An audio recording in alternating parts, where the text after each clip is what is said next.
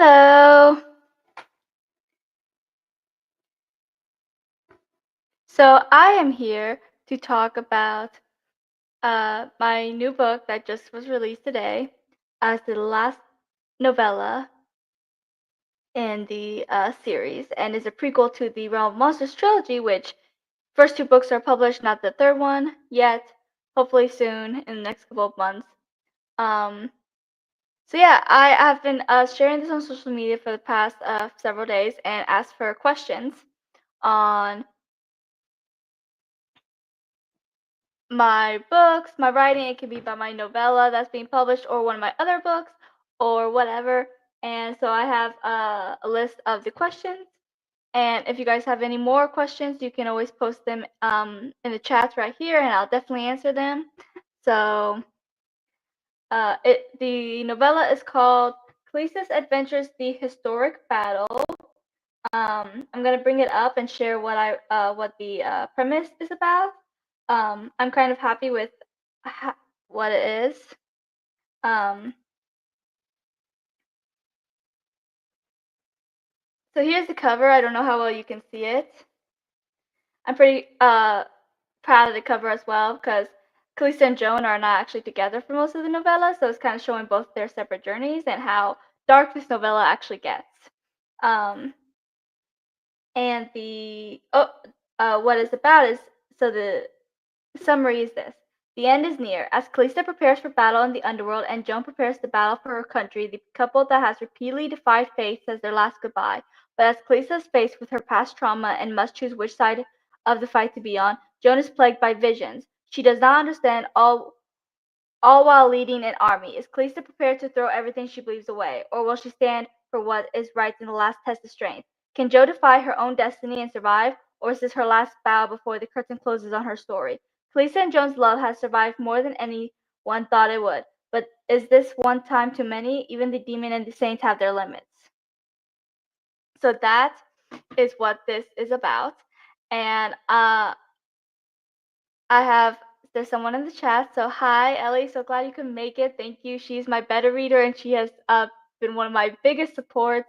And I absolutely love her. She is amazing. And thank you for joining. Hi, huge congrats on the release of Callista's Adventures: The Historic Battle. Thank you so much. Thank you for beta reading all my novellas. She is amazing. I even dedicated the last novella to her. She has been an amazing support. Amazing cover. Thank you. Thank you very much. So I'm going to start reading the questions that people have asked me. So there's the third novella. No, there's the third novel in the Realm Monster series and the prequel series with Rain and Marissa. What are some of the things Callista fans have to look forward to in both of these?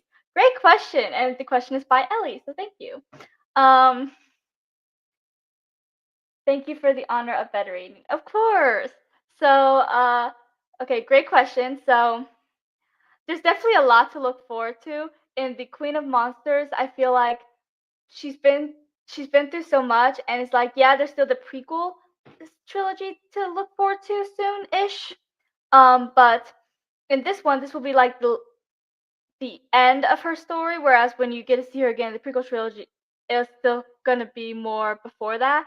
So there's definitely a lot to look forward to, because the one thing I was definitely sure of was that I wanted her to have like a good ending, and because I just feel like she's been through so much. I have not put a character through half of what I have put her through. Like, she has been through the ringer, and if anyone deserves their happy ending, it's definitely her. um, but I know that she does end up with Roxanne at the end. And there is more to her story, because her romance with Roxanne is not like, yeah, she does end up with somebody, but that's not what her happy ending necessarily is. Um, and I don't want to give too much away with what her ending is, because there's a huge surprise with it, I feel like, and I definitely don't want to give away what exactly is her ending, other than the fact that she does end up with Roxanne. She does have a lot of personal turmoils in this third book, because she's been through so much, and with the fact that her trauma was returned in the first two books, everything she's went through kind of came back to the surface, and she was forced face her tormentor again after all these years, all these centuries. She definitely has a lot going through, including her own darkness because of how the vampire's creation ended. If you know, you know. And she's just been so the third book definitely deals with her trauma some, and she's trying to finally move on, and Rain is a big help for her with that, with being able to finally move on and try to find some semblance of happiness or stuff, which it's still hard for her to do.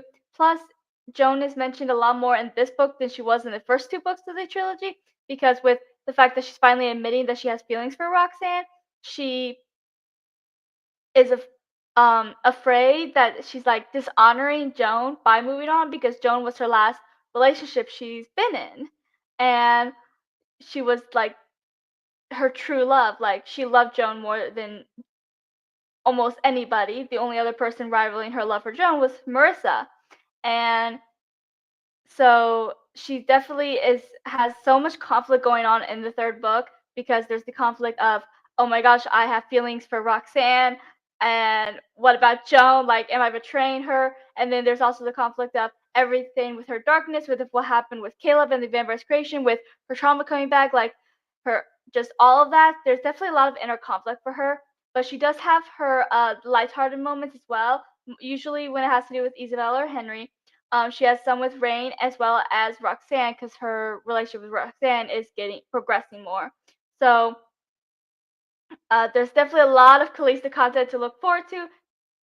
Book 3 is going to be a bit of a chunker because there's just so many characters and so much that needs to still be said. At first I was afraid I was going to have to turn this into a fourth book, because I was like, can I do this all in one book? But I am, because I'm almost done. So I definitely can't finish this in one book, so it will be just three books. And then when it comes to the prequel trilogy, there's definitely a lot to do with Callista.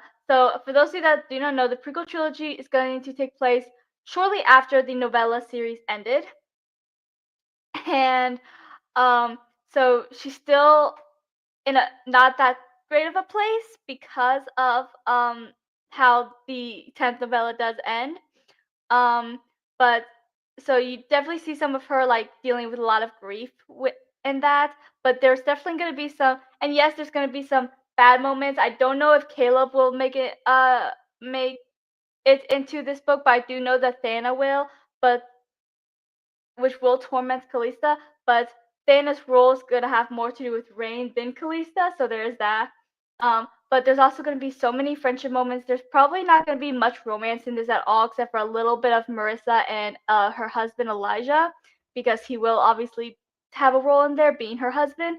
But so it's mostly going to be a friendship between the three of them, and I'm so excited to really progress on their friendship, because I know that a lot of people love Callista's friendship with Marissa and with Rain, and this will be the first time we get to see the three of them together for friendship. So that's going to be great. I'm gonna plug in my laptop just to make sure it doesn't die. But yeah, so I'm so excited for what I have planned for the third book. I'm so excited for readers to read that. Which, like I said, I hope that comes out soon. And then with the prequel trilogy, I have actually started it, just not that much. It's like very much in its beginning stages. I've only done the first, like, what have I done? Like, yeah, I've done like around 3 or 4 chapters, so not very much into it yet. But I'm so excited for what I do have planned. Looking forward to it. Yay, chunker! Yes, this one is definitely gonna be big, just because there's just still so much. I mean, I have like less than 20 pages now, but I still feel like there's so much that needs to be done and said. Like, especially since I feel like I have a pretty big cast, I want everyone to have like their moments to shine and to get their like happy endings. And yeah, so I'm definitely trying my hardest to get like every character where they need to be for the ending. So hopefully it turns out pretty well. and Shudder. Yes, he is definitely one of the worst villains I've probably ever created. Well, actually, I think Caleb might be, but Thanos just more terrifying. He just has more of a terrifying vibe to him. But he's a lot of fun to write, so and I feel like he always takes the backstage in the trilogy because in the first two, Caleb was the main villain, and third one, Ayana's the main villain. So I feel like we haven't really gotten that much of Dana yet. But I do. But since Ayana will be on the trilogy, obviously, but she's going to be younger and before she really gets to her villain arc. Caleb, like I said, might not even be on there. Haven't decided yet for sure. And then you will see Callista, who is a villain, but Santa, I think, will finally get his moment to shine as being the villain, and I'm very excited for that. I feel like he's such a fun character, even if he is a bit terrifying. My favorite three. Oh, I'm so glad you love the three of them. I love writing three of them. I've loved writing Clays's friendships with both of them, and I'm so excited to write three of them as a trio. Like, I have been waiting for this forever, ever since I created Rain's character, pretty much. Okay, so next question. Okay. Here's a few from Lisa Laupit, who is also an author friend. Which of you books was your favorite to write? Good question. What would be my favorite?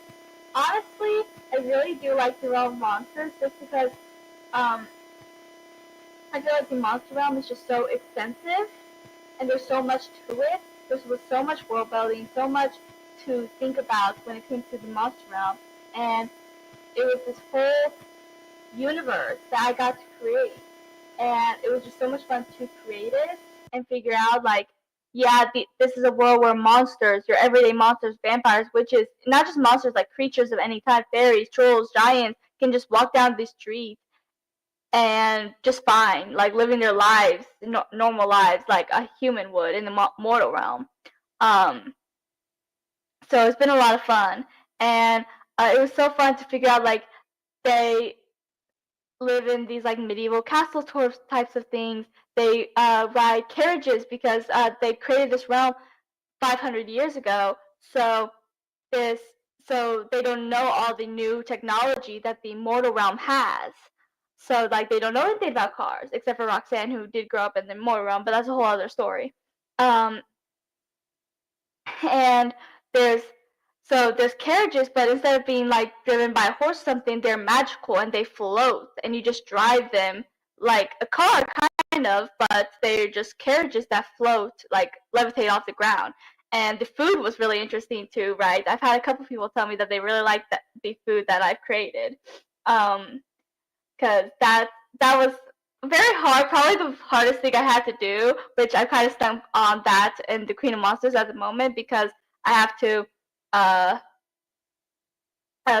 find more food, like breakfast type food that the monsters will eat, and creating food for this role has been probably one of the hardest things to write. But it still was a lot of fun once it was done and look back like, oh my god, I can't believe I created this.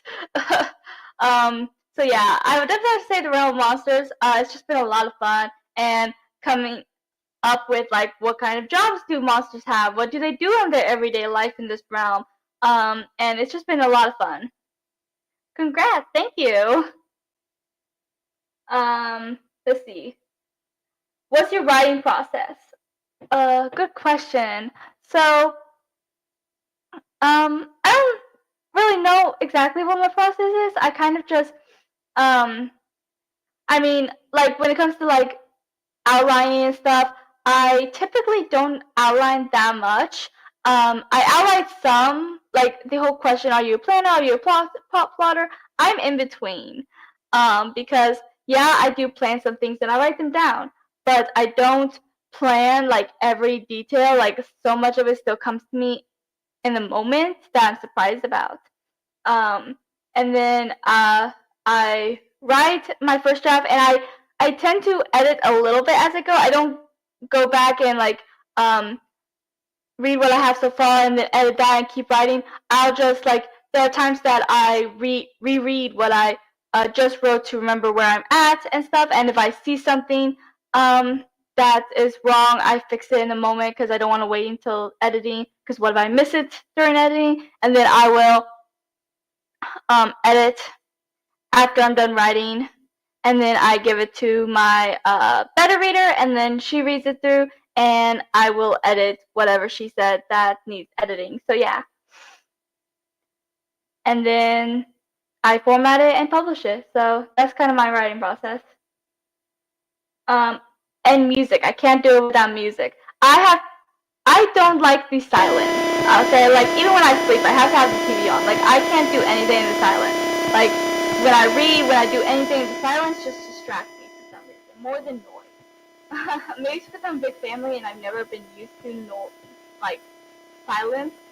It's always been noisy in my house, so maybe that has something to do with it. I don't know, but I have to have music. I did.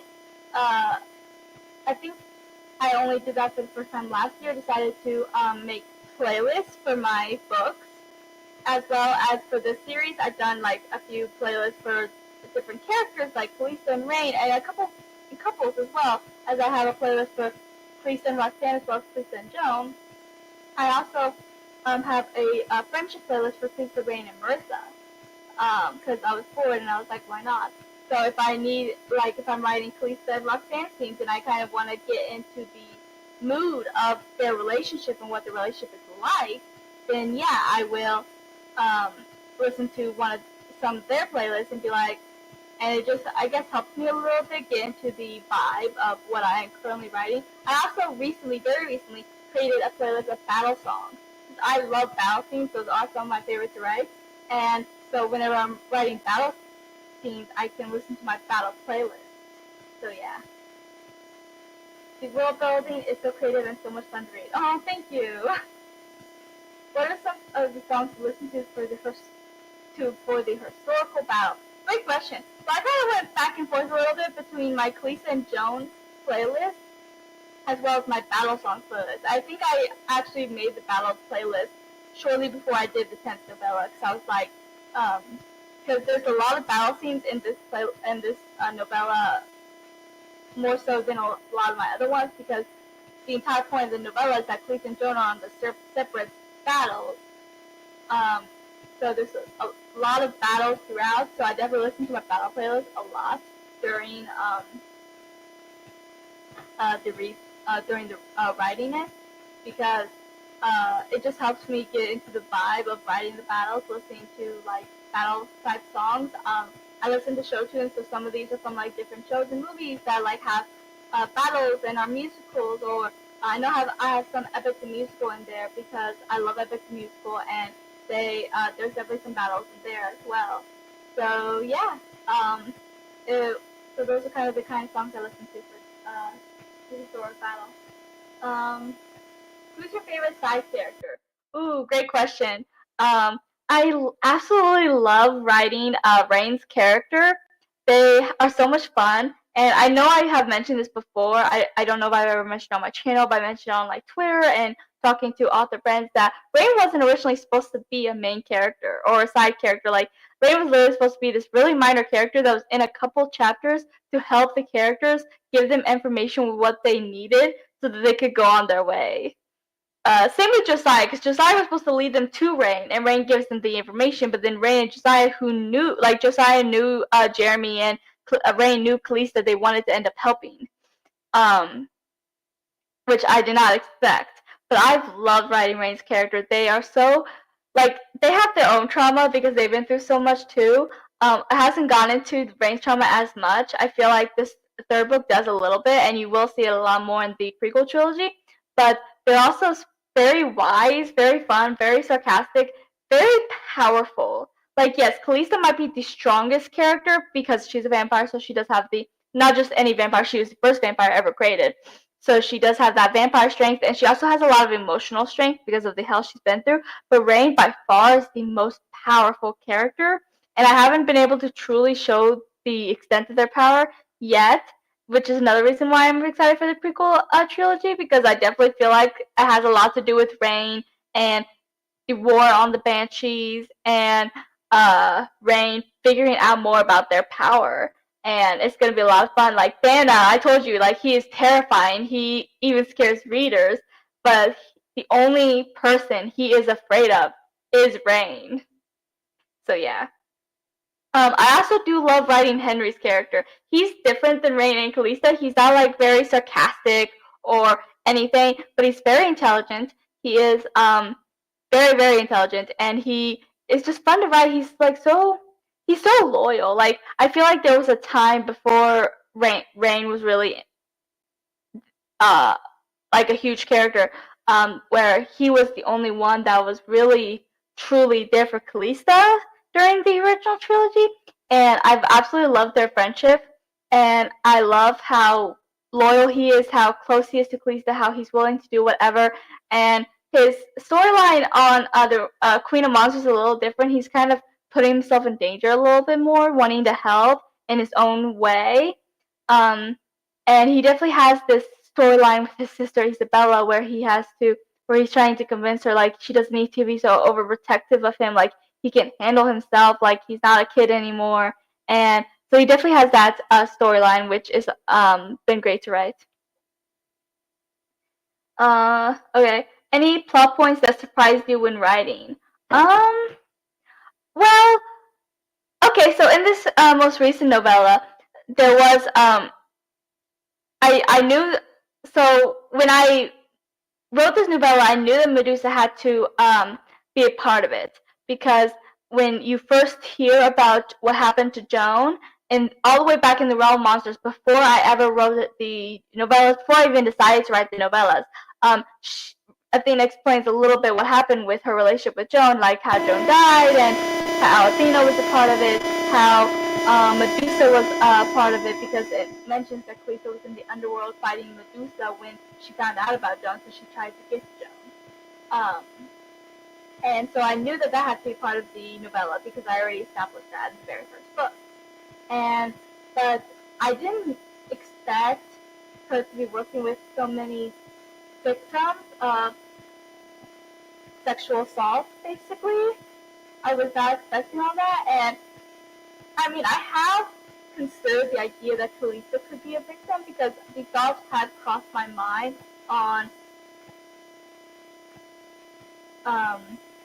like, did Caleb ever do anything with her? Like, that thought had crossed my mind because, you know, Caleb is a vile person, and I could see him doing something like that.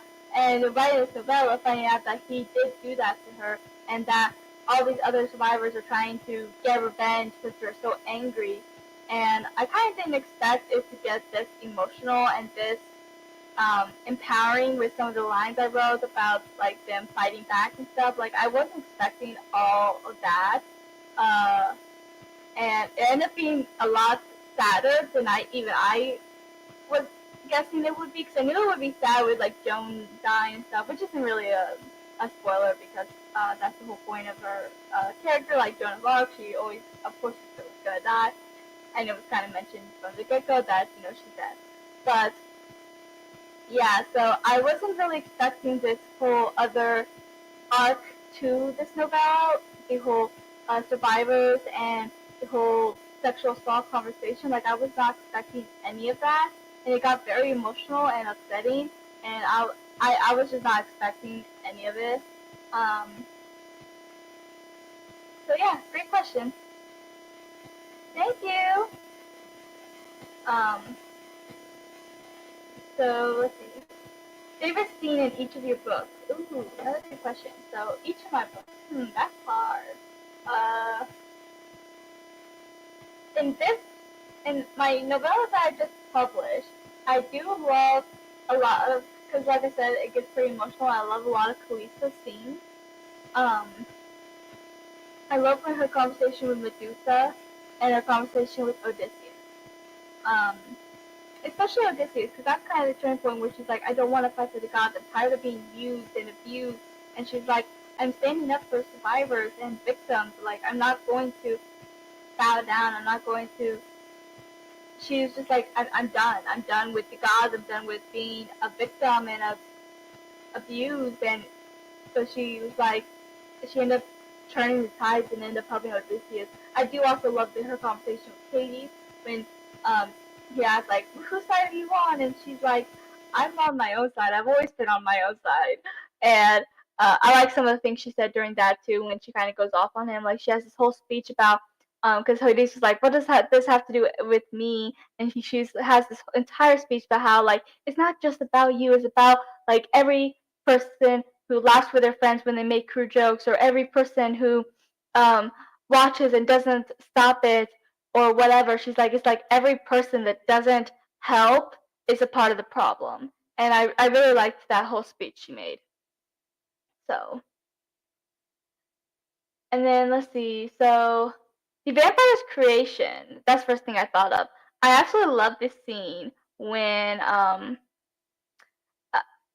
I love Callista's flashbacks. There's like 10 full chapters back to back in the vampire's creation that has to do with her um, flashback. And it was very interesting because like I had delved into it very little at that point, and then this was like a full on, this is what she went through, this is her story, and it's very sad, and like it shows just like everything she went through and stuff.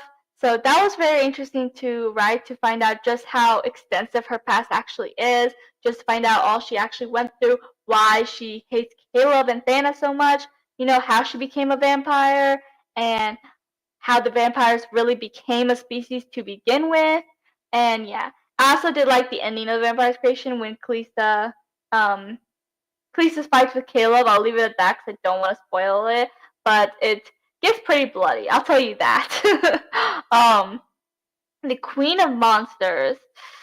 See, my favorite scene in that.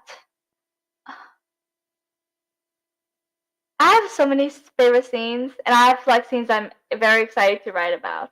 So, my favorite scene I've written so far, I love the heist. So, I have this storyline that I've been loving writing in the Queen of Monsters. That's where Roxanne goes undercover, and but then I'm writing the book, and I'm like, wait a minute, she's been undercover for several chapters, and she hasn't found anything out. Like, I love the storyline, but unless she finds something out, then it's going to be a pointless storyline. So I had to figure out for what she can find out. She did find something out, very awful something. So she told them, and to stop her plans, they had to sneak into her castle to sneak in this like really really hidden part of her castle to take what she was going to use to do some really evil stuff so that she can't do it.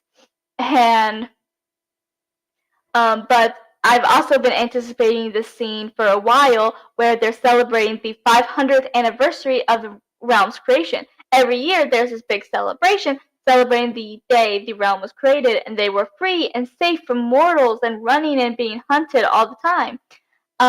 And I knew that was a scene I was anticipating from like the very beginning of this trilogy. To be honest, like as a scene I've had in mind forever. I've been very excited to write it, and yes, it was. And I finally did write it not that long ago, and I'm very happy with it. But because I knew, and I was like, this heist would actually be a very them getting what they need would actually be perfect for this celebration because everyone will be at the Queen's building.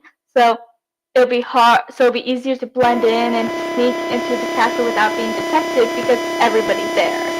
And I just think that was the perfect opportunity to get the heist done. And I wasn't originally expecting it to be a heist, but I loved it. It wasn't really emotional with them having to destroy what they had to destroy. Don't want to give too much away, but yeah.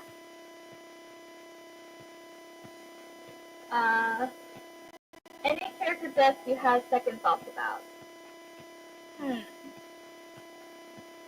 That's a good question. I feel like I throw a lot of characters. I think the first character that comes to mind, honestly, which I've been thinking about lately, is Althea from the Witch of Light, which is the sequel to the Person's Life. And I'm very sad that she died, and there is going to be a sequel trilogy eventually with her girlfriend as the main character, Andrea, and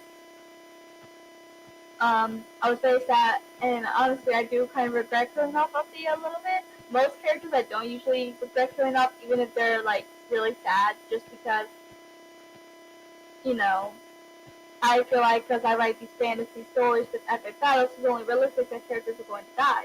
And I know there was characters I was sad about. I know when I, for my Judge and Press prequel series, it was kind of like the whole Joan of Arc situation, where in the original series, it was mentioned that this guy is dead. Like, it's kind of common knowledge. But then when I wrote the prequel and had to write his death, it made me sad that him and his wife, and I was like, man, do I actually have to kill them now? Because they ended up becoming my favorite characters. They were just so sweet and so kind, and I loved writing them. And then when I got to their death, I was like, no, I don't want to do this. But I was like, crap, I have to do this because I already stated that they're dead. I can't kind of make them alive now.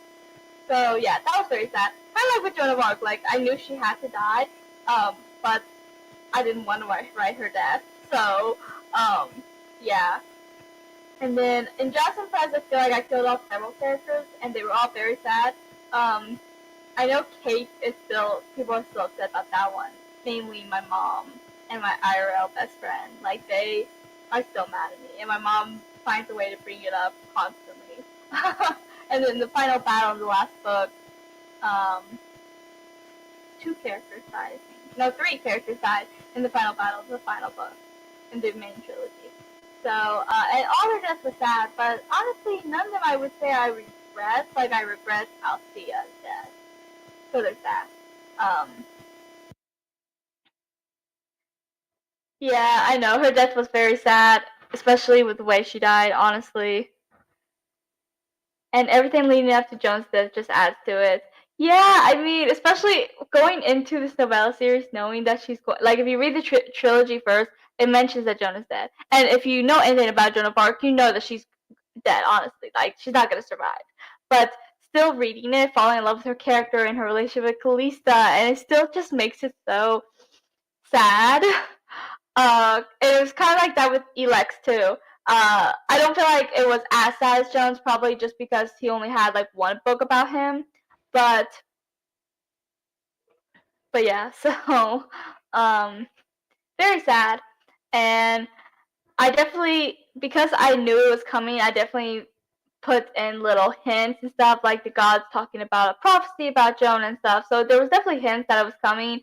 And the ninth novella, I was a little evil because I decided to make the, even though there was some like emotional moments, some angst or whatever with Callista's like vampirism and the gods showing up and stuff.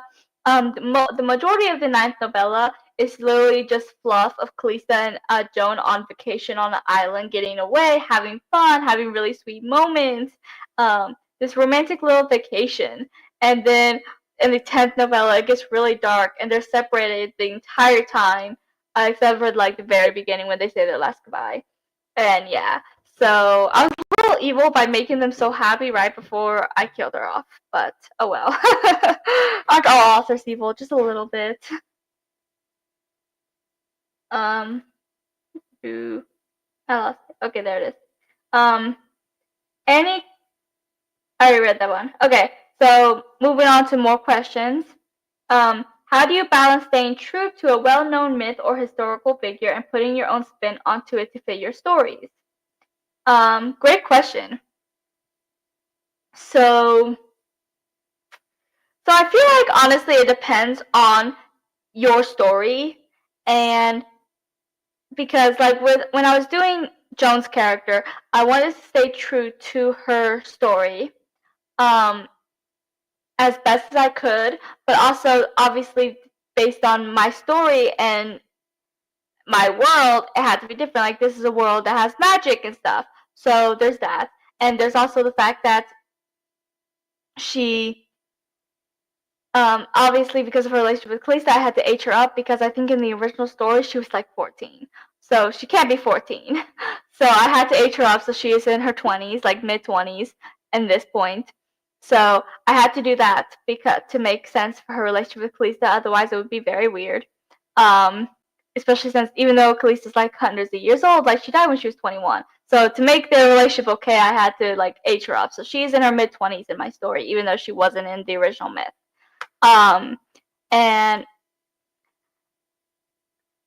so I also had, because Joan believed, like Joan of Arc in the original, like she's a saint, she believes in like gods and stuff. So I definitely had, since Greek mythology was already a focus point in the original trilogy, I added French mythology so she could have her own set of gods. And I added stuff like, I wasn't sure if I was gonna add the fact that she says she could see visions and stuff, but in the later novellas I did end up adding that because she ended up getting that gift. The more she did for them, she ended up being able to get visions from the gods. And so that I did end up adding that to her story. And I ended up doing so much research for this last novella because I wanted to find out exactly how she died and exactly what went down. I mean, both my mom and I remember hearing in school when we learned about her that she died because, kind of like a Mulan situation, you know, she dressed up as a man, entered the war, they found out that she was a woman, and even though she won the war for them, she still executed him. None of that happened.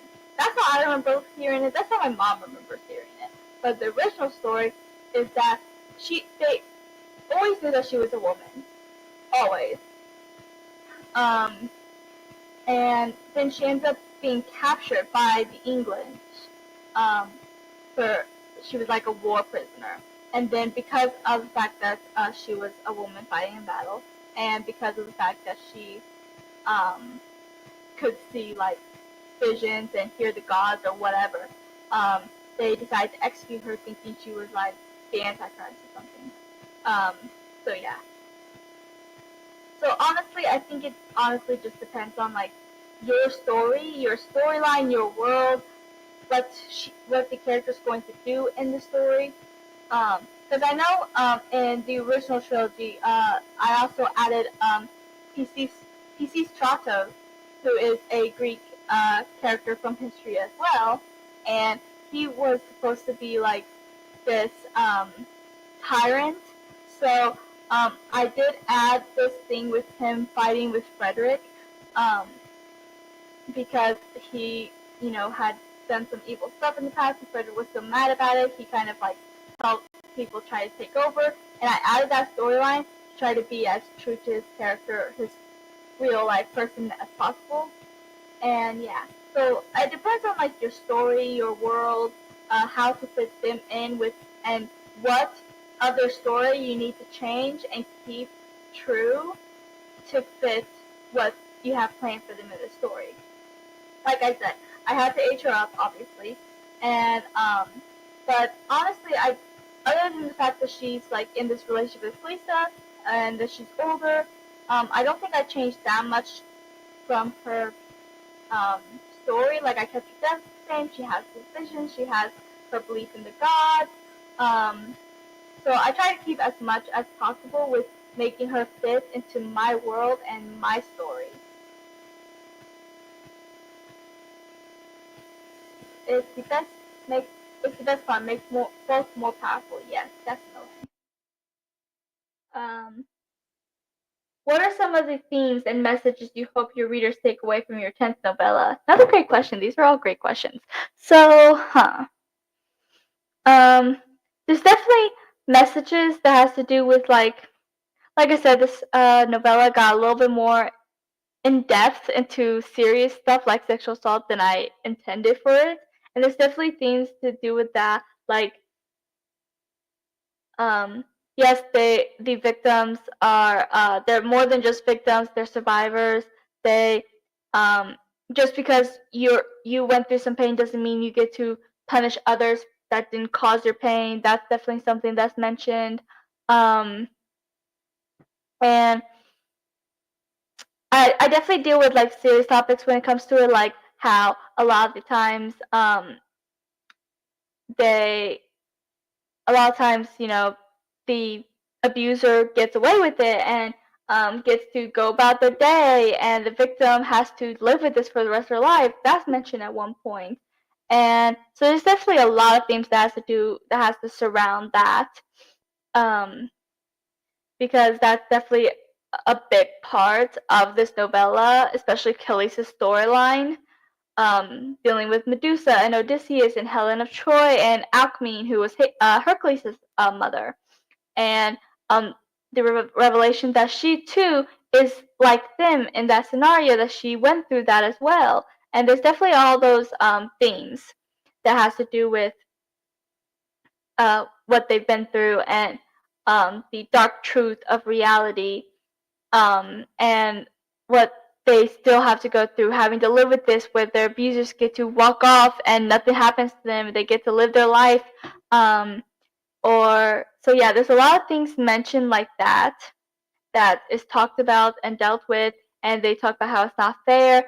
And like I said, there's also the fact that yes, you've gone through pain, and yes, your pain is valid, and you have every right to be angry at the world, at whatever. You don't want to trust men or whatever, fine, that's valid, but it doesn't mean you get to hurt innocent people that didn't do anything to you. Or like I mentioned earlier with Callista's conversation with Hades, yeah, maybe he didn't do anything to them directly, but for he did do something to Persephone, but that's a whole other conversation. But he's like, but it's like, I love Callista's speech she makes in that conversation. She's like, she said, I'm gonna find it so I can read it out because I really like that speech she made. It was very powerful and true, and something that needs to be talked about more, honestly, because I don't think it's talked about nearly enough. Okay, here it is. I think I found it. Okay, here. So, Hades asked what he ever did to them, and Callista's response is this: "It's more than you hurting them directly. It's about every person who sees what happens and walks away because it doesn't affect them, or so they do not think they need to intervene. Or worse, when they watch it unveil, or hearing their friends talk in such horrid manners and never call them out on it. It's every person who lets it happen, who rides high on their privilege. They do on their own privilege. They do not need to care because they do not need to worry. Most people do not realize that speaking up or getting tired of people for not speaking up or getting tired of people speaking up is a privilege. Privilege I cannot fight upon. Privilege none of us can." So that was the conversation I mentioned earlier that I really liked. And I feel like it's very powerful because I hear people talk about it all the time. Like I actually, around the time I was writing this novella, I saw people were talking to. There was this debate on Twitter, and people were saying how, because people were complaining about people talking about the serious stuff, and they were like, you not talking up, you not having to speak up is a privilege that nobody talks about. And I was like, oh my gosh, that's so true. And then I ended up coming up with this scene. And I'm very proud of it because I feel like it's something that's not talked about enough. The fact that if you get tired of people constantly mentioning it or not standing up because you don't have to, like that is a privilege that people don't talk about, and it should be talked about more.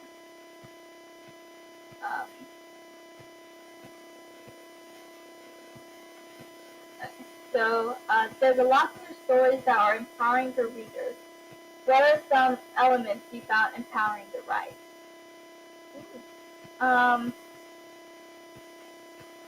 Let's see. I mentioned this earlier about the conversation with Callista and Odysseus when she's like, I'm done, and I don't want to fight for whatever you want me to fight for. And she was just tired of everything. She was tired of the gods and men like Caleb and Thana and Hades and Poseidon, and the fact that they could do whatever, and she was like, I don't want to fight for them. So the gods haven't done anything like that to her, but they have abused her and whatever in other ways, like forcing her to fight. Like it's shown. The first thing I can think of is in the second novella, I think it was, Greece versus France, when they basically forced Callista to fight in their battle, even though she was still having a lot of hard time controlling her urges, and being on a battlefield at that particular moment was not a good idea. And you see it a couple times in that novella, like she was unable to control herself. She ended up killing several people that she didn't want to kill, and it's like she was trying so hard to fight it, but it was really hard to fight those vampire urges. Whenever she smelled blood, she kind of went a little crazy because, on a battlefield, it's the worst place for a vampire to be, who's trying to not kill because she can hear, she can smell his blood, and um, so that was just the first example I could think of where the gods were doing awful things to her. There was also a time in the eighth novel, I think it was, the Godly War one, when the Greek gods brainwashed Callista and the French gods brainwashed Joan. They did not want their chosen champions to be in a relationship, so they decided to have their chosen champions kill each other while brainwashed. They obviously end up being able to fight through it later on, but so they did brainwash them and tried to have them kill each other. So there was that too. So yeah, the gods have. That's one thing I also wanted to make sure I did in my novella. Like, yes, I love Greek mythology, but I didn't want, because I know there's some stories like that try to make the gods seem better than they actually were. And I'm sorry, but the gods are actually horrible people. And I already knew a good amount about Greek mythology when going into the series because, like I said, it's been an interest of mine since I was little. But this was my first time hearing about French mythology. But gods in general is just horrible. Greek, French, whatever. Like, they will use and abuse you. They think they can do whatever because of their power and the fact that they kind of can't die. And they would do anything to assert their power. Like, a lot of the Greek gods had raped women, um, or tricked them. Like what happened to Alcmene, Hercules' mother. She, Zeus shapeshifted into her husband. So, and technically that is rape because she thought she was sleeping with her husband when in reality she was sleeping with Zeus, and that's how she ended up with Hercules. And it's kind of messed up that actually happened. And you know what Poseidon did to Medusa, and Athena was a villain in that too because Athena, she couldn't go after Hercules. She couldn't go after Poseidon, so she went after um Medusa, even though Medusa was a victim. And it's like, it's all just really messed up. So I wanted to show how awful the gods could be in these novellas. So yeah, they do a lot of horrible things, but it's kind of on brand for them. Um, Hello. So yeah, and there's just so so I love every time that Callista stands up to the gods. Like, she did not care that they were the gods. Like, there was a scene in one of the novellas when she yells at Zeus, and she yells at Athena a few times. Who else does she yell at? I'm pretty sure there's more. Ares, probably Hades in this one. So yeah, like, she does not care. Like, Zeus even one time was like, "You know who I am, right?" She was like, "Yeah, I don't care. You know that, right?" And I don't know if that's exactly what she said, but that's kind of the vibe she had. And I just love writing her character because she's just unafraid. She just does not care that they are gods, that they could smite her. I think she also knew that they wouldn't because they need her. So it helped her be able to say stuff with them because she's like, "Oh, you're not actually gonna do anything to me. Like, you guys need me," even though she doesn't want them to need her. She rather them leave her alone. So, but yeah, so this I love a good empowering scene, and I love writing them, and I love reading them, and so I definitely love. So I definitely think I have a good amount of empowering scenes and lines, and yeah, those are the only ones I can think of off the top of my head. But yeah, um,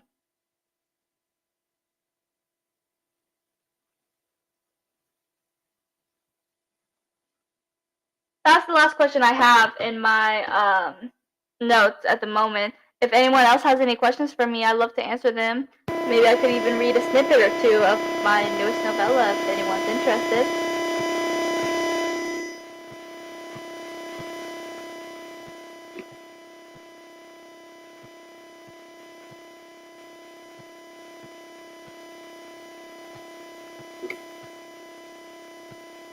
I am so excited for this novella and for readers to be able to read it. I am so excited for this is like the last of the novellas, so it's like a big deal, which is why I threw this party. I also plan to throw a live whenever I finish the Queen of Monsters because I feel like I've been working on that for a long time. And even though I love the series, I am so excited because after I'm done with the Queen of Monsters, even though I have some more stories for this universe, for Jasmine Perez, for the Crystal Light, I'm going to take a break from all of them because I'm really excited to start something new. As much as I love these characters, to get new characters and stuff. Like I'm excited for my Scooby-Doo retelling I plan to write, as well as my skeleton series I've been planning for a long time. Like I'm so excited to get those written. So yeah. But this has been some journey. I've loved writing these characters. Callista is definitely one of my favorite characters I have ever written. Even though she is a very, very tragic character, and I have criticism of hell, she's still one of my favorites I've ever written. She's also different than my other main characters. For those of you that have read all my books, like Jasmine and Skylar for my first two series, like they were more on the sweet side. Like Jasmine has this whole arc where she refuses to kill. Like she was bound, determined to find a different way to defeat the villain. And Skylar was just really sweet and kind, and it's like, and then I have Callista, who is on the far other side. She's not afraid to kill if she has to. She's very sarcastic, very angry, very traumatic, and she's just a whole other vibe than the first two MCs. So yeah. The new mic sounds really good, and congrats on finishing 10 book novellas. Thank you. Favorite myth you researched during all of this? Ooh, good question. Let's see. I love researching about Joan's story, but that's more history. My favorite myth, what would that be? Honestly, even though I do love Greek mythology, I did love researching some about French mythology because I knew nothing about French mythology at all. Not any of their gods, not even if they honestly had a mythology. Like, I never really thought about it, to be honest. Greek mythology is just well known. Even if you know nothing about it, you know some of the gods' names. It's very well known. French mythology was very interesting to learn about, and I think the two main gods in that one that you really get to meet is Sequana, and I forgot what she's the goddess of now, but Belenovs, who's the healing god, and you do meet some other ones in the Godly War novella, because it's like the one where they brainwashed him, and it's like a whole war that's through gods. So you meet a lot of gods from both sides. But it was really interesting to learn and read about the French mythology and learn about some of these gods and try to find out how similar or different they are to Greek mythology. And it was, but I will say that it was a lot harder to find information on the French mythology, on the French gods. And I probably was researching that for a few days straight, trying to figure out all the information I can, because it was really hard to find much of anything, to be honest, probably because they don't have the kind of stories that Greek mythology has. But it was still interesting to try to find what I can about this different mythology. Um, so that was a real trip trying to figure all that out. Like I said, that took probably at least a couple days trying to figure everything out, because that was hard to find, but it was interesting nonetheless. Offer a snippet. Awesome. So, question is, what scene do you guys want to hear? Do you want to hear Callista's conversation with Medusa? Callista's conversation with Odysseus? Let me know, because I honestly don't know which one I want to read. Like I said, those were two of my favorite scenes to write. I did read a little bit that had to do with her conversation with Hades, but if you wanted to hear the entire conversation, you can vote for that one too in the chat.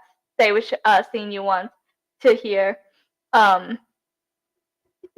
But yeah, but researching, I had to do so much researching for this series, like more than any other series, because like when it came to Jasmine Perez, was a lot of my own lore, like the lore of Lilac and the sisters and Elex and Rosemary was all things I created, and then with Curse's Light, there wasn't as much lore, because even though it was in its own small little cursed town, um, it was still like in our world, so it was different than the other two series that are in other worlds. So that one I didn't have to do too much lore at all, except for the lore of the curse and the prophecy, which I had to make up. But the realm of monsters, even though there was plenty of lore I made up, like the lore of Callista and Rain and Marissa, the lore of how the realm was created, the lore of the realm itself, I still had so much researching I had to do because there was still so much other lore that was real life lore. There was like history with Joan of Arc and PC Stratos that I had to research. There was lore like mythology, like Greek mythology and French mythology. So this series probably has the most researching I've ever had to do for a series because, like I said, a lot of my other things was my own lore. This time I was adding lore that was real lore that I wanted to be as true to as I could. So there was a lot of researching. And researching can be fun sometimes, but it can also be a little annoying and it's so tiring. It's like, when can I just go back to writing? But I did learn some interesting facts, like with Joan of Arc and PC Stratos and French mythology. So that was really interesting to learn. So I'm glad that I did it. Do you prefer making your own lore or using our world's mythology? Honestly, as much as this researching has been like interesting, learning more things, because I do love being able to learn new things and stuff. Like when I watched that this TV show Rain, it has a lot to do with Mary Stuart, Queen of Scots. I got my mom to watch it too, and then we were researching for a bit about Mary Queen of Scots. We wanted to see how much was real and how much was kind of like with Joan of Arc. How much did they actually do of the actual story, and how much of it did they create to fit their own narrative? And um, like all of this, I learned about Joan of Arc and French mythology and everything. Like it was a lot of fun, but honestly, I do love creating my own lore, my own legends. Um, it's like an awesome part of world building where it's like you have all this lore and stuff, but it's all in your own head that you created. It's kind of like the person who created Greek mythology and stuff. It's like, oh, this that you created yourself. Like it's insane. Um, so that's always a lot of fun. Plus, there's no researching you have to do. Yeah, there's a lot of like planning for it to figure out what your lore is, but you don't have to research it because you're creating it yourself, and it's a lot of fun to create it. Chapter 1, that was a brilliant idea, so you can read what the first chapter is about to get the story started. So that is what I will do. I will read you all the first chapter of my 10th novella, Callista's Adventures: The Historic Battle. Chapter 1 is titled Instinct. I always add a chapter title because I like coming up with them. Callista stared up at the rose tree, letting herself feel the wind against her skin. She heard footsteps, breathing in the familiar lavender scent, and smiled softly to herself. Hey. Callista turned around. Hi, Marin. How are you feeling? Mirth asked. I don't know, Callista replied. Well, that's an improvement. What do you mean? 50 years ago, you would have lied saying you're fine when we both know you aren't. You've matured. I think I'm just more in tune with my own feelings, Callista told her. This is your fault, you know. Callista stared at her aghast. What? You and your words of wisdom and kindness and all of it, you made me this way. Made you what way? In tune with my emotions, taking it out, talking it out, letting myself feel? And that's a bad thing? In my mind, it is. Melissa shook her head. You're unbelievable. It's one of my more endearing qualities. Melissa smiled. I'm surprised you're not out here with Joan. She just went inside. When do you both leave? Mirth asked. Tomorrow, Callista replied. Tonight. You have been in so many battles, and you always win. Callista looked back at the trees. Why do you seem so terrified about what's to come? I'm not terrified. Then what is it? I have a bad feeling. Something bad is coming. I can feel it. Something is ending, but I don't know what. I believe in you, Marissa told her. I always have. You get through this. You always do. Lisa nodded. Marissa grabbed her hands, forcing her to face her. Trust your instincts. Always. And be careful. Aren't I always? No, Marissa smirked, which is why I feel the need to add it. Calista laughed. You're my best friend. I can't lose you. I can't lose you either. The two smiled and hugged, staying there for a long moment, as if subconsciously they knew that something was deeply wrong, and they just needed to hold one another. So that was the first chapter. The second chapter is when Callista and Joan say their goodbyes, and then after that is when it shows them both and getting ready for their own specific battles or whatever. So I have loved writing Callista and Marissa's friendship, and I feel like that like I have added a few scenes like that, like I don't know what I would do without you and stuff, which knowing that Marissa in the original trilogy is dead as well, and you're gonna see her death in the prequel trilogy, kind of puts salt on the wound a little bit, but I will go ahead and read the second chapter too, just to show Callista and Jones goodbye, and then that'll be the last snippet I share. The second chapter is called Goodbye. Callista walked into her room to see Joan in her armor. Her sword sat on the bed, having been recently sharpened, but Joan was staring at a ring on her finger. It was made from pure gold and had several carvings of French symbols. It was passed down by several noble families. It had been her mother's. She looked to it before every battle to bring herself some comfort. Nervous? Callista asked. Me? Never, Joan replied. It's okay if you are, is a human response. Joan turned to face her. And what is a vampire's response? Charge into battle and let the bloodlust speak for them? But that's not very Callista. Maybe not. Do you get nervous? Joan asked. In battle? No, never, Callista replied. I'm undefeated. Not in battle, Cal. In general. Sometimes. Like when? I get nervous when I'm concerned for Marissa or you, or about the sanctuary and mission.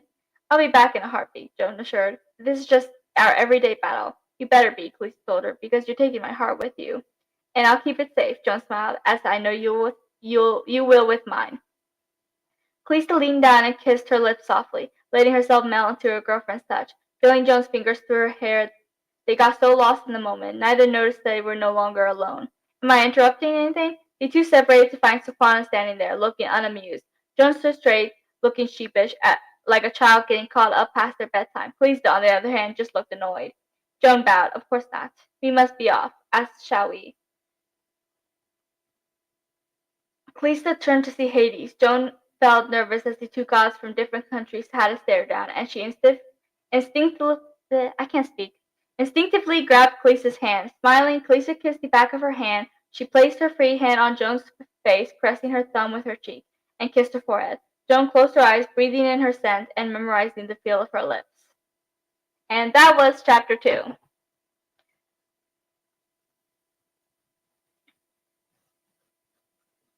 If you guys have any more questions, you can ask. If you have anything else you want to say about my novella, or we can just end it here.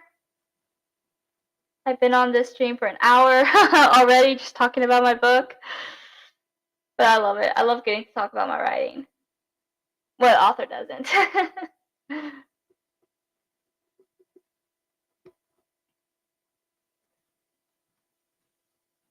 But after chapter 2, is when it shows, because you go from Joan's point of view to her chapter to Callista's, and it goes back and forth like that till the like the end. So you can see each point of view and stuff. So you see what they're dealing with, their battle, their separate battles, their separate turmoils that they're dealing with. Love Jaleesa so much. I'm so glad you do. Honestly, I've loved writing them. I ended up falling in love with them more than I did. I mean, when I first decided to write the novellas, I didn't think there was going to be 10 of them. But I ended up falling in love with their story and stuff. And I wanted to complete their story. And this is now the story is complete. As even though it does end a bit sad. And I love them so much because like they have this like healthiness to them. I know Ellie and I were talking about this once, but like in the novella Forbidden, when they have to deal with the fact that they are forbidden because the god, first of all, the gods don't want them together, but also because of Joan's family and the fact that they are two women in like this was what 700 years ago, so it wasn't exactly okay. So there's a lot of reasons why people didn't want them together, and it's like, as much as they loved each other, one thing I loved was writing the fact that they had to do what was right for them, which I feel like is very important in any relationship. You can love somebody, but if it's hurting you, you need to walk away. Like Callista, as much as she loved Joan, she couldn't do this whole secret thing anymore. It was hurting her, so she broke up with her, and as much as that hurt her as well, she she had to do what was right for her. And I feel like it's very important in any relationship. And I feel like it's not shown enough in media or whatever, showing the couple having healthy communication. I hate saying this communication joke, but the two of them have really good, healthy communication. And they are very like, as much as I love you, I need to do what's best for me too. And Joan was too afraid to come out because of the time period and the fact that she was very religious and her father would never agree to it. So that was a journey she had to do on her own, which I think Lisa might have mentioned. She had to figure out what she wanted, what she had to do for herself, and Callista had to as well. She had to go her own way and follow her own path, even if it didn't mean it went with Joan. And it was a very hard decision, but it was a very mature one as well.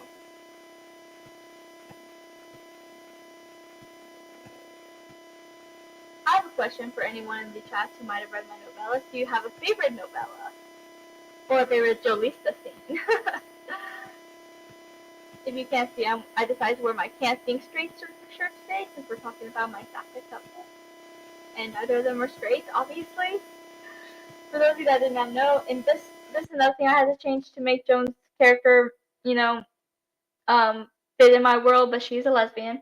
And Callista is pansexual. I even had a conversation with another author I know.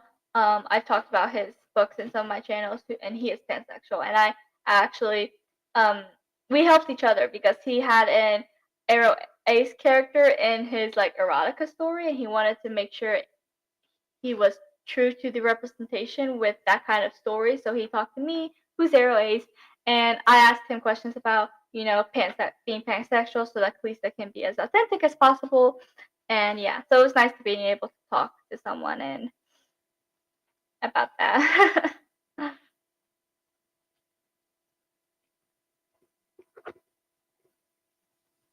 So let me know what your favorite novella is, what your favorite Jolista scene is. There's just so many.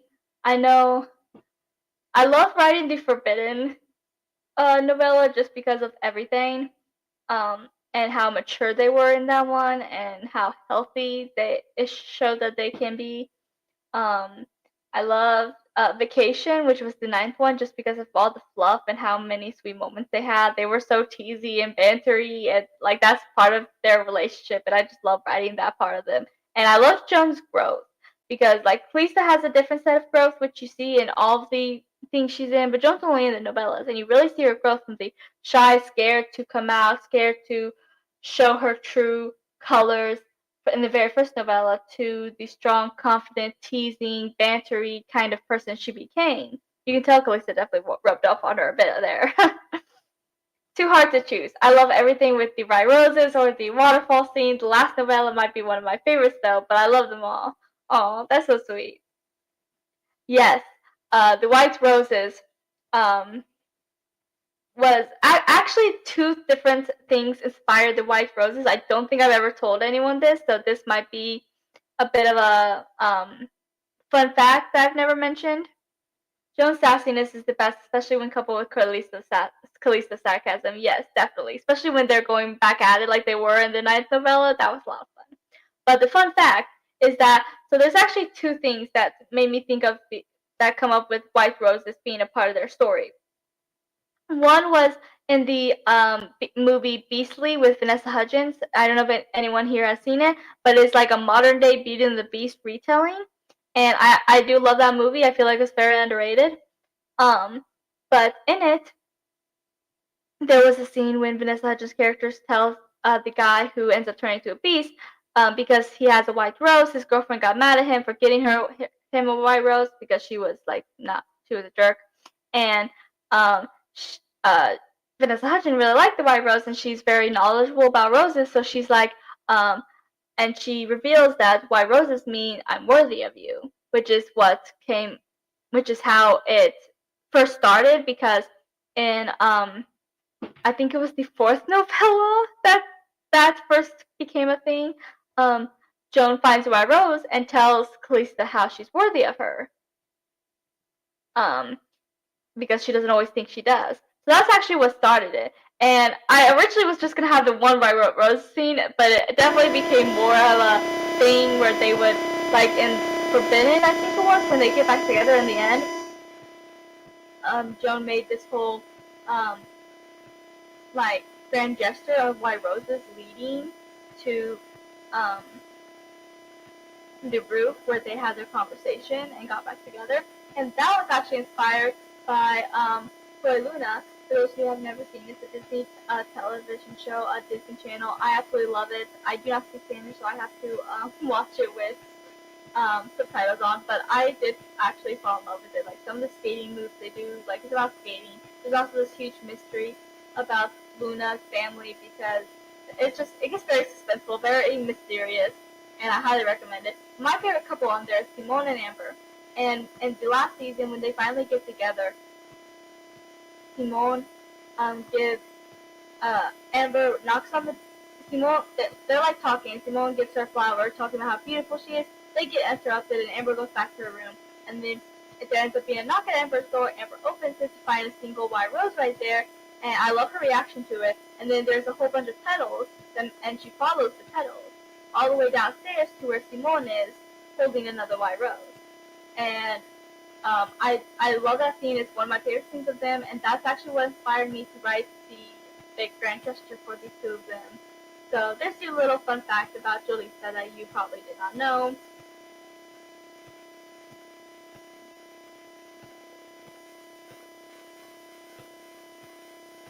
But the 10th novella is now published. I'm so happy about that. And so you can definitely get it.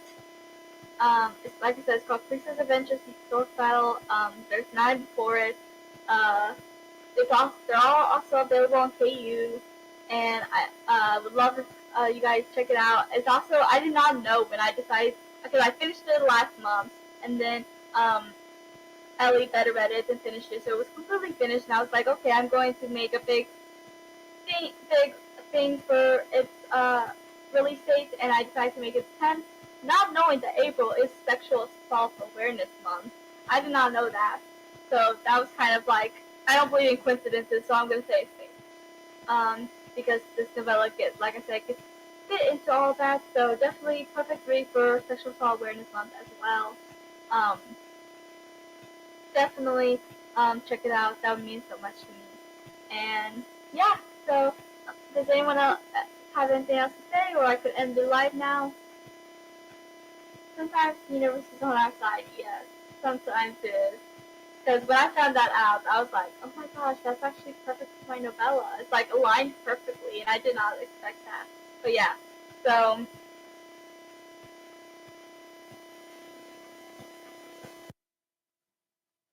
I wish you lots of sales. Thank you. Yes, I am hoping to finish the Queen of Monsters very soon. Um, Honestly, I hope to finish it this month and then get it published over the summer at the latest. And then once I finish this, I want to focus all my energy on Scooby Doo retelling because I really want to get it done by a certain day. I have a reason for why I want it published on a certain day. So I really need to crack at it, but I really want to finish this book first before I focus on a whole other book because I've been focusing on this book for so long. I want it to get done. I want people to be able to read it. So I'm hoping to finish it this month and send it off to the beta reader. I don't know when it will be published. Like I said, I'm hoping this summer, which it should be. But like I said, it's a chonker, so who knows how long it'll take the beta reader, who Ellie has actually developed beta reader to read it, because it's gonna be gigantic. So, but as long as I get it done this month, and then while she's reading it, I can focus on my writing my Scooby Doo retelling while editing that whenever she gives me more notes. Then there, perfect. I can just go back and forth from editing the book, the Queen of Monsters, to writing the retelling.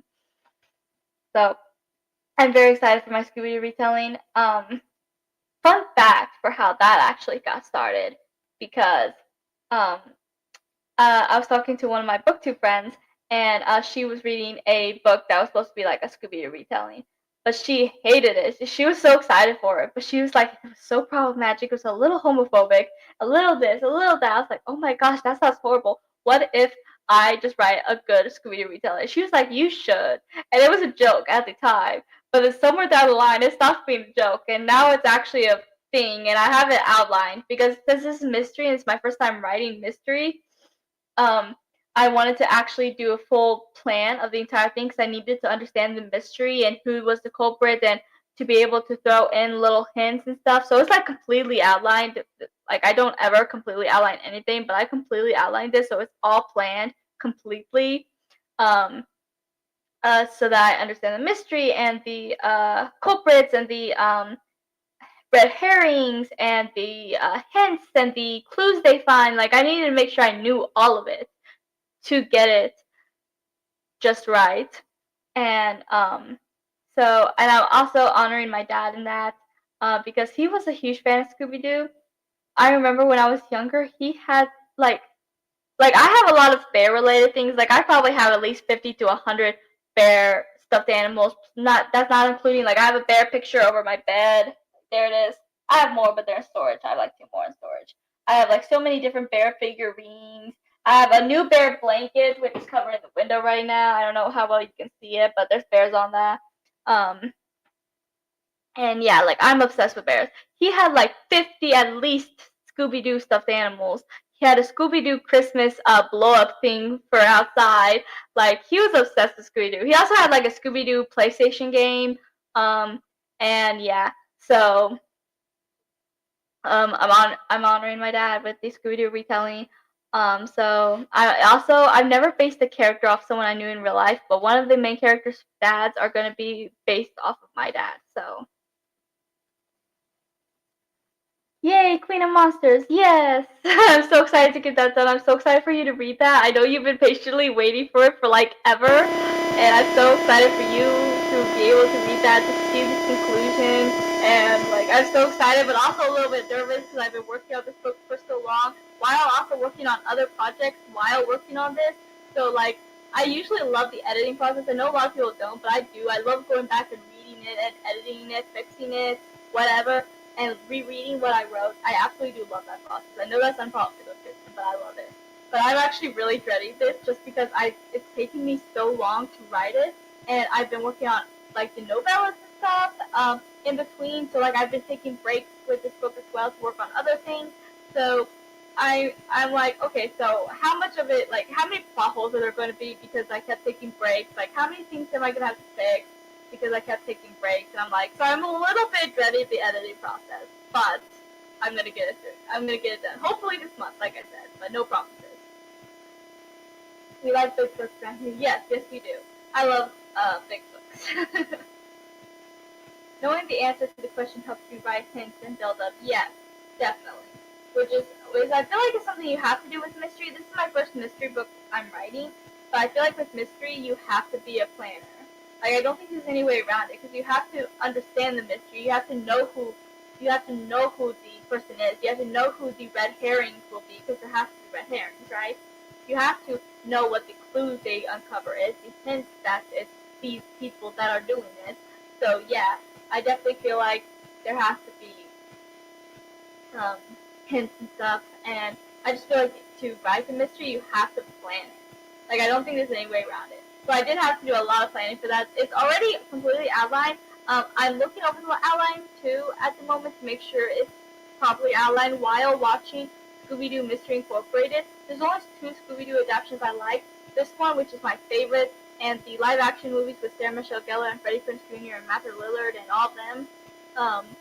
I love those 2 adaptations, and Scooby-Doo Mystery Incorporated is by far the best Scooby-Doo adaptation because not only do they have their individual mysteries each episode, but there's like this whole overarching mystery where they find clues every few episodes that has to do with the mystery, that has to do with the town and stuff, and that is actually my main inspiration for this retelling because I love the way they did it. Like, so I've been rewatching it to figure out how they came up with clues, how they figured things out, and to give me like ideas and inspiration. So if you're a fan of Scooby-Doo, I definitely highly recommend checking out Scooby-Doo Mystery Incorporated because it's by far the best. Oh, thank you. Thank you, yes. There will be a dedication for him and everything, and I am very excited. If you want an extra pair of eyes when you do the Scooby-Doo retelling one, I would be honored to help. Aw, thank you. Yeah, I would love that. Because I am a bit nervous, because like I said, this is my first mystery I'm writing, so I am a bit nervous. Plus, I've never been the biggest Scooby-Doo fan like my dad was. Like I said, I only even like 2 of the adaptations, so I've never been the biggest fan. So I am a little nervous about getting it right and making it so it's like its own story and stuff. So yeah, and instead of a talking dog, it's gonna be a talking bear, because I am obsessed with bears. There should be no surprise at this point. But all the extra work is worth it when the readers are like, "Oh no, it was them the whole time." Yes, I love that. I love, like, whenever I do watch mystery or something, I love that. Like, oh my gosh, it was this person the entire time. Like that was part of the fun when I was watching Pretty Little Liars, which is why I was so disappointed by who the third. Because there's like, for those of you that haven't watched it, there's 2 A's that you discover, and then the last A was called AD, and that one disappointed me so much because it turned out to be someone you didn't even know, and it was so disappointing. And just like in a mystery, it has to be someone the audience knows, so they can be like, oh my gosh, it was them. Like the first 2 A's, I was like, oh my gosh, I did not see that coming, and it was just so well done. But the third one was just so lazy, and I hated it. But yeah, so I definitely want to make sure I can put in the characters, and I came up with who the culprits are and who the red herrings are, so that you can be like, oh my gosh, this person's suspicious, and hopefully, at least hopefully you'll be like, oh my gosh, it was this person the whole time. So yes, I would love all the help I can get to make sure that the mystery is well done and that there's plenty of surprises and twists. That is what I am hoping for. So I love your suggestion to help. I will definitely take you up on that. It needs to feel like a betrayal. Like, we knew and trusted you. How could you do this? Yes, definitely, 100%. So I'm really hoping it turns out well.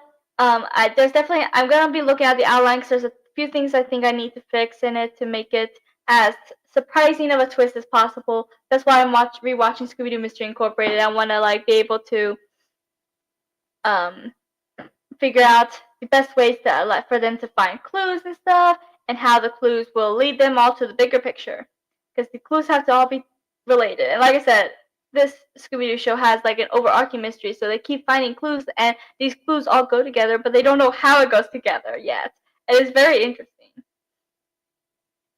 So yeah, and I'm very excited to work on my skeleton series too. There's going to be 6 books to that, and it has to do with skeletons, because we do not have nearly enough skeleton books or TV shows or movies. Skeletons are very underrated, but I love skeletons. I have several skeleton-related things, figurines and stuff too.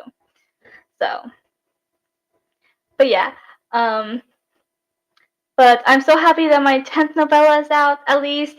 And then, like I said, I'm going to work on the Queen of Monsters a lot. But I'm so happy that I got the 10th novella out, that it's published, that you can read it. Like I said, it's on KU. And thank you all for joining me on this live.